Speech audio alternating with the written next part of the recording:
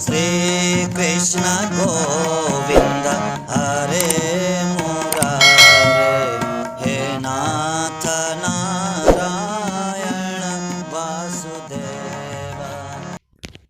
लक्ष्मीनाथ समारंभां नाथयामुन मध्यमाम् अस्मदाचार्य पर्यन्तां वन्दे गुरु परम्परां। कृष्णाय वासुदेवाय देवकी नंदनाय च नंदगोपकुमाराय गोविंदाय नमो नमः।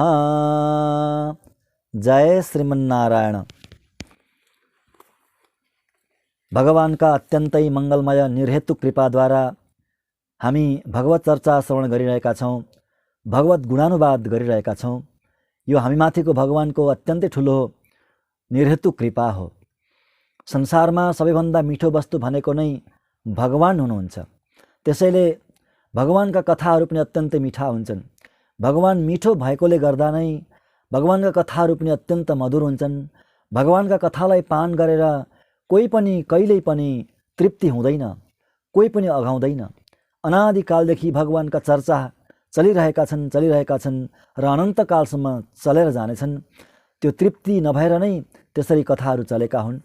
मिश्री र त्यो गुलियोपना एकै ठाउँ रहन्छ, त्यसलाई अलग गर्न सकिँदैन। गुलियोलाई अलग गरियो भने मिश्रीको त्यो मिश्रीपन नै रहँदैन, मिश्रीको अस्तित्व नै रहँदैन।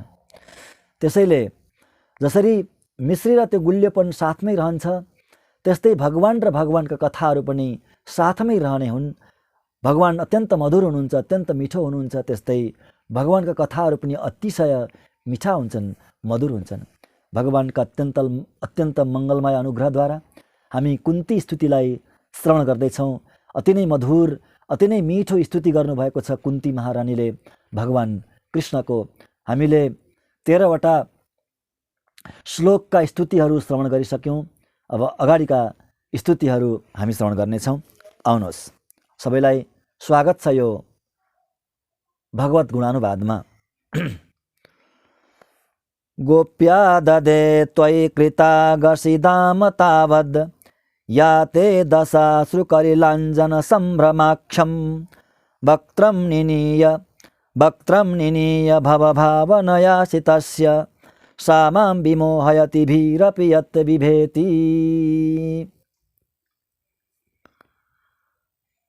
शब्दार्थ श्रवण गर्नु सबभन्दा पहिला। यत् जो परमात्मा द्वारा, हजुर द्वारा, भी भय पनि, भी अपि, भीरपि भय पनि, विभेति डराउँछ, मृत्यु पनि डराउँछ।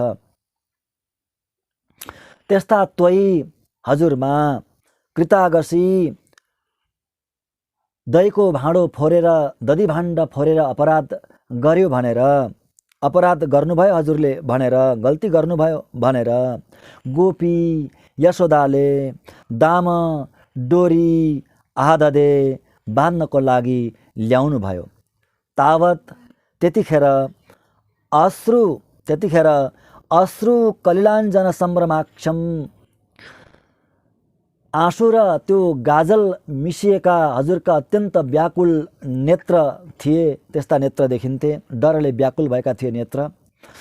वक्त्रम शिरलाई निनीय निहुराएर, भवभावनाया अत्यन्त डरले, आमाले कुट्छिन् भनेर अत्यन्त डरको भावनाले, स्थित भएको हजुरको या दशा जुन दशा थियो, सा त्यो दशाले मलाई विमोहयति अत्यन्त मोहित बनाउँछ। कुन्ती भगवानको बाल लीलामा प्रवेश गर्नुभयो। भगवानको त्यो बाल लीला, त्यसमा पनि दामोदर लीला, अत्यन्तै व्यामोहित बनाउने लीला। धेरै धेरै भक्तहरूलाई, महापुरुषहरूलाई, ज्ञानीहरूलाई भगवानको यो दामोदर लीलाले मोहित बनाएको छ। सडखोप स्वामीजी हुनुहुन्थ्यो एक महान आलवार।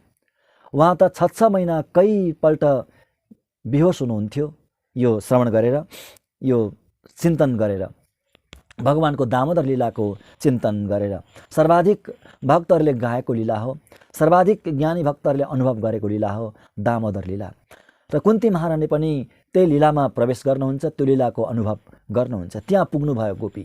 बाल लीलामा, त्यसमा पनि त्यो दामोदर लीलामा पुग्नुभयो गोपी। भन्नुहुन्छ हजुर यस्तो हुनुहुन्छ जसद्वारा मृत्यु पनि डराउँछ। भी भनेको मृत्यु हो, भय भनेको मृत्यु नै हो। मृत्युको नै डर हुन्छ सबैलाई। डर किन हुन्छ? मरिन्छ कि भन्ने नै डर हुन्छ, होइन? मृत्युको नाम अर्को भय हो, भय। त्यो मृत्यु पनि हजुरदेखि डराउँछ, किनभने श्रुतिले पनि भनेको छ, वेदान्तले के भन्छ? भीषास्मात् वातत् पवते भीषोदेति सूर्यः भीषास्मादग्निश्चेन्द्रश्च मृत्युर्धावति पञ्चम इति। मृत्युर्धावति पञ्चम इति। मृत्यु पनि हजुरको डरले गर्दा विचरण गर्छ, मनुष्यलाई उठाउँदै हिँड्छ, मनुष्यलाई मार्दै हिँड्छ त्यो मृत्युले, हजुरको डरले, हजुरको भयले। त्यस्तो हुनुहुन्छ हजुर। मृत्यु पनि हजुरदेखि डराउँछ। त्यस्तो हजुरमा यशोदा आमाले के गर्नुभयो? हजुरकी आमाले बाँधिदिनु भयो, अपराध गर्यो भनेर। कस्तो अपराध? दधी भाण्ड फोर्यो भनेर, दहीको त्यो पात्र भाण्ड फोरिदिनु भएको थियो भगवान्ले। अलिकति क्रुद्ध भएर त्यो लीला गर्नुभएको थियो, अत्यन्तै सुन्दर लीला। आमा अत्यन्त क्रुद्ध हुनुभयो र डोरी लिएर बाँधिदिनु भयो, ओखलमा बाँधिदिनु भयो, भगवान्को पेटमा बाँधिदिनु भयो। भगवान्को पेटमा एकतर्फको डोरी र अर्कोतर्फको डोरी त्यो ओखलमा बाँधिदिनु भयो यशोदा आमाले। यो अत्यन्तै संसारलाई, जगतलाई मोहित बनाउने लीला हो। यसरी बाँधिदिनु भयो। बाँध्दाखेरि भगवान्को दशा कस्तो भएको थियो भन्दा आँखाबाट अश्रुका धारा बगेका थिए। आँखामा गाजल लगाउनु भएको थियो भगवान्ले, मैयाले गाजल लगाइदिनु भएको थियो, श्रृङ्गार गर्नुभएको थियो। त्यो अश्रुले के भयो? त्यो गाजल पनि धोइयो। त्यो अश्रु र गाजल त्यो मिलेको त्यो अश्रुको धारा अनि भगवान्का नेत्र अत्यन्त व्याकुल नेत्र, डरले। कस्तो डरले?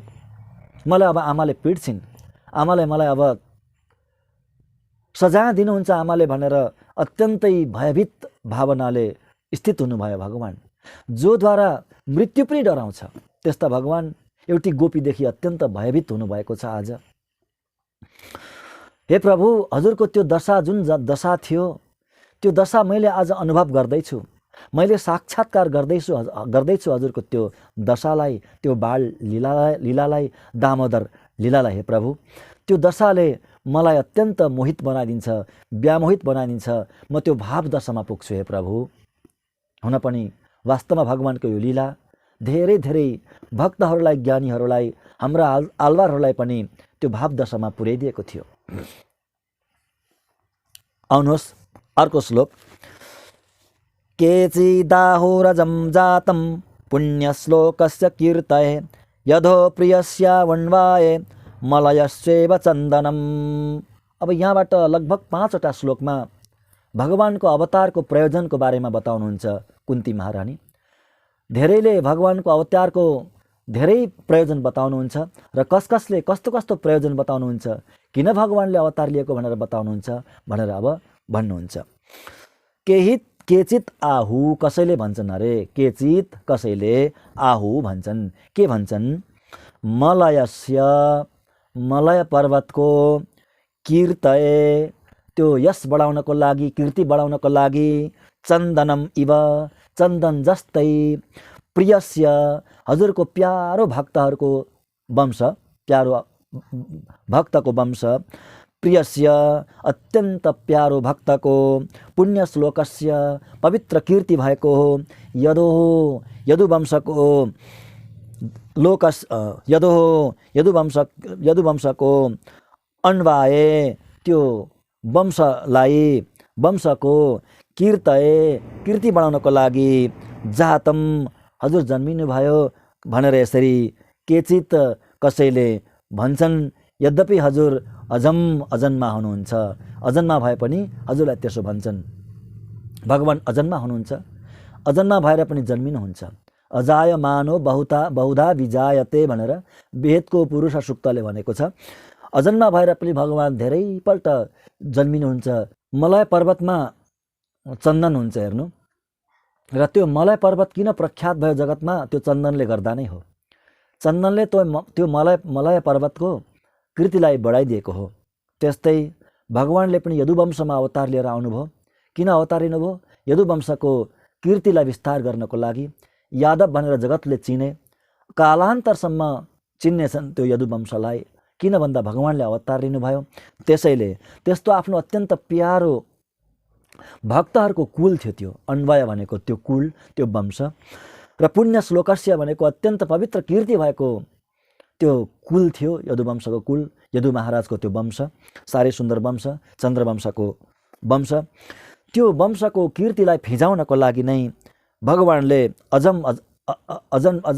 अजन्मा परमात्माले जातम जन्म लिनुभयो भनेर कसैले भन्छन् भनेर एउटा यो पहिलो प्रयोजन बताउनु भयो, अवतारको प्रयोजन बताउनु भयो। कसैले यसो भन्छन् भनेर यदुवंशको कीर्तिलाई विस्तार गर्नको लागि भगवानको अवतार भएको हो, भगवान कृष्ण जन्मिनु भएको हो। अब अर्को प्रयोजन के हो अगाडि बताउनुहुन्छ। अपरे वसुदेवस्य देवक्यां याचितोऽभ्यगात् अर्भत्वमस्य क्षेमाय बधाय च सुरद्विषाम्। अपरे भनेको अरूले के भन्छन् त भन्दा वसुदेवस्य, वसुदेवकी पत्नी देवक्याम, देवक्याको गर्भबाट याचितो प्रार्थना गरिएको हुनाले, हजुर प्रार्थना गरिएका हुनाले अभ्यगात आउनुभएको हो। अथवा अस्य भनेको यो वंशको, यो यदुवंशको क्षेमाय कल्याणको लागि, अनि सुरद्विषाम देवताका द्वेषी राक्षसहरूको बधाय वध गर्नको लागि पनि हजुर अभ्यगात आउनुभएको हो भनेर अपरे अरू कसैले भन्छन्। अर्भत्व भनेको बालकको रूपमा आउनुभएको हो। वसुदेवको घरमा भगवानको अवतार भएको हो। घर भनेको जहाँ बस्नुहुन्थ्यो देवकीसँग त्यही नै घर हो। जेलमा बस्नुहुन्थ्यो पत्नीसँग, देवकीसँग, त्यो नै वसुदेवको घर थियो त्यतिखेर। र देवकीको गर्भबाट प्रकट हुनुभयो भगवान, अवतार भयो भगवानको। गर्भवास भएको पनि होइन, त्यस्तो देखिएको मात्रै हो। संसारलाई देखाउनको लागि भगवानको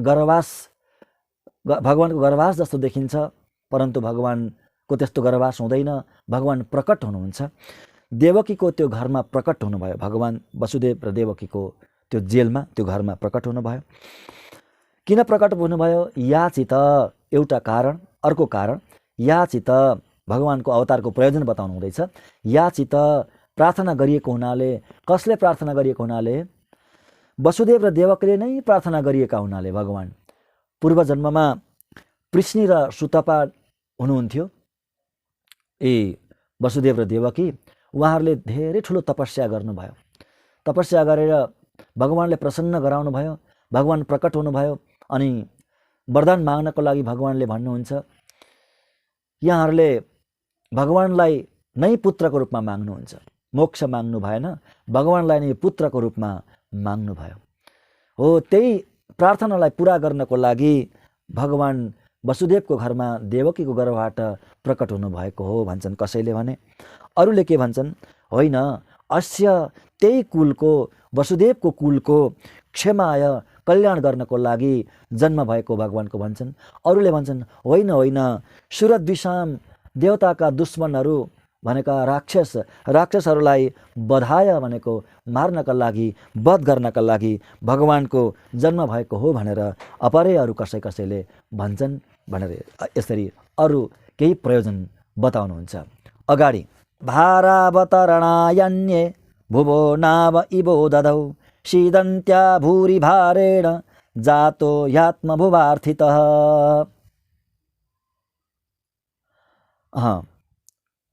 आत्मभुवा ब्रह्माजीद्वारा अर्थित प्रार्थना गरिएका हुनाले, अथवा शीदन्त्या अत्यन्त दुखी भएकी, भूरि भारेण ठुलो भारले दुखी भएकी, भुव पृथ्वीको भार अवतारणाय भार अवतार गर्नको लागि भगवान जातः जन्मिनु भएको भनेर अन्य अरू कसैले भन्छन्। भगवान वास्तवमा पृथ्वीको भार उतार्नलाई आउनुभएको थियो, किनभने ब्रह्माजीले प्रार्थना गर्नुभयो। आत्मभुवा ब्रह्माजीद्वारा याचित भनेको प्रार्थित, अर्थित भनेको प्रार्थित हो, प्रार्थना गरिनुभयो भगवान। अनि पृथ्वी पनि अत्यन्त दुखी भएकी थिइन्। गाईको रूप लिएर ब्रह्माजीको शरणमा गइन् पृथ्वी। अनि ब्रह्माजीले ती पृथ्वीलाई र समस्त देवताहरूलाई लिएर भगवान समक्ष जानुहुन्छ क्षीर समुद्रमा, किनभने त्यो समस्या ब्रह्माजीद्वारा सुल्झिनेवाला थिएन र न कुनै अरू देवताद्वारा त्यो समस्या सुल्झिन्छ। पृथ्वीको भार उतार्ने त्यो समस्या भनेको भगवानले मात्रै सुल्झाउन सक्नुहुन्छ। त्यसैले क्षीरसागरमा सबै जानुहुन्छ, त्यहाँ भगवानको प्रार्थना गर्नुहुन्छ, स्तुति गर्नुहुन्छ। अनि ब्रह्माजीको हृदयमा भगवान प्रकट भएर आश्वासन दिनुहुन्छ, म यसरी अवतार लिनेछु यदुवंशमा र पृथ्वीको भारलाई हल्का गरिदिनेछु भनेर भगवानले सबै बताइदिनुहुन्छ हृदयमा, ब्रह्माजीको हृदयमा। त्यसरी भगवानले त्यसकारण त्यो प्रयोजनले भगवानले अवतार लिनुभएको हो भनेर यसरी एउटा अर्को प्रयोजन बताउनुहुन्छ। आत्मभुवा ब्रह्माजीद्वारा अर्थित प्रार्थना गरिएको हुनाले भुरी भारेण अत्यन्त ठुलो भारले सिदन्त्या अत्यन्त दुखी भएकी बुभा पृथ्वीको भार अवतारणाय भार उतार्नको लागि जात जन्मिनु भएको हो भनेर यसरी अन्य अरू कसैले भन्छन्। समुद्रमा नाउ जस्तै हुनुभयो भगवान अवतार लिएर आएर। जसरी समुद्रमा नाउ अत्यन्तै महत्त्व हुन्छ अथवा नौका भनेको जहाज अति नै महत्त्वपूर्ण हुन्छ, त्यो जहाजद्वारा समुद्रको यात्रा हुन्छ, समुद्रलाई पार गरिन्छ। त्यस्तै यो दुःखरूपी समुद्रलाई भक्तहरूले भगवान रूपी नौकाद्वारा पार गर्नुहुन्छ। त्यस्तो भगवान अवतार लिएर आउनुभयो पृथ्वीको भार हरण गर्नको लागि भनेर कसैले भन्छन् भन्नुहुन्छ। अब अर्को भावेस्मिन् क्लिश्यमानानामविद्या कामकर्मभिः श्रवणस्मरणार्हाणि करिष्यन्निति केचन। केचन अरू कसैले के भन्छन् त भन्दा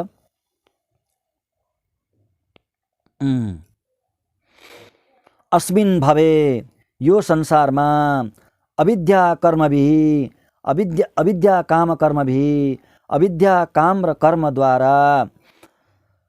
कर्मद्वारा क्लिश्यमानानाम अत्यन्त दुखी भएका मनुष्यहरूको श्रवण स्मरणार्हाणि श्रवण र स्मरण आदिद्वारा श्रवण र स्मरण गर्ने योग्य करिष्यन् कर्महरू गर्नको लागि जात जन्मिनु भएको हो भनेर अरू कसैले भन्छन्।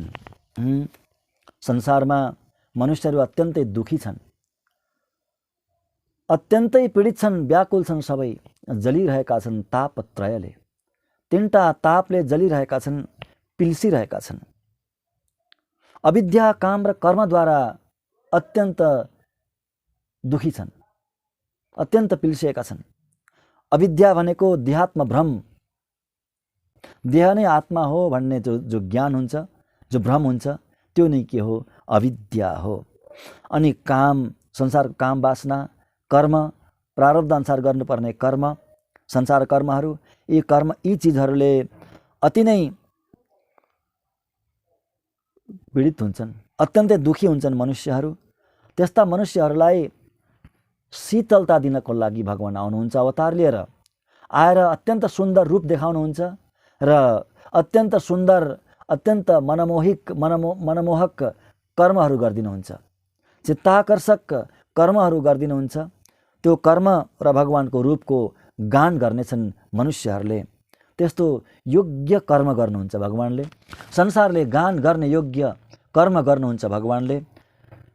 त्यस्तो श्रवण र अनन्त कालसम्म स्मरण गर्नको लागि योग्य कर्महरू गर्नको लागि नै भगवान आउनुभएको हो। संसारले आफ्नो बनाउनको लागि नै, संसारको मन आफूतिर आकर्षण गर्नको लागि नै भगवान आउनु भएको हो भनेर कतिपयले यसरी भन्नुहुन्छ। भनेर यसरी अवतारको प्रयोजन बताउनु भयो कुन्तीले र यति आज बताउनु भयो र अर्को भागमा हामी अरू अगाडि श्रवण गर्नेछौँ भन्दै आजको प्रसङ्गलाई यहीँ विराम दिउँ। हस्त। जय श्रीमन्नारायण।